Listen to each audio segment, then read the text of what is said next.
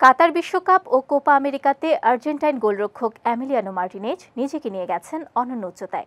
Club ফুটবলেও তিনি নিয়মিত রেখে যাচ্ছেন সেই ছাপ।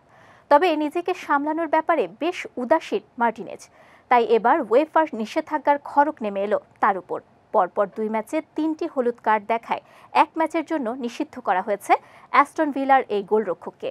গত 18 এপ্রিল ইউরোপা কনফারেন্স লিগের দ্বিতীয় লেগে নির্ধারিত সময়ে খেলায় 2-1 গোলে পিছিয়ে থাকে অ্যাস্টন ভিলা। তবে 2 লেগ মিলিয়ে ব্যবধান 3-3 হওয়ায় ম্যাচ করায় টাইব্রেকারে।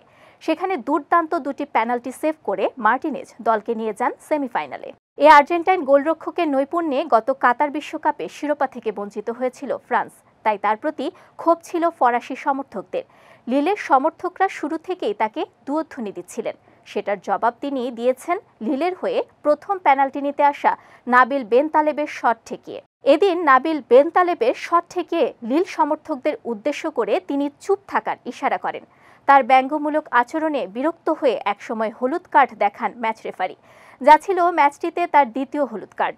আর এ কারণেই আগামী 2 মে গ্রিসের ক্লাব অলিম্পিয়াকোসের বিপক্ষে সেমিফাইনালে প্রথম লেগের ম্যাচটিতে খেলতে পারবেন না মার্টিনেজ।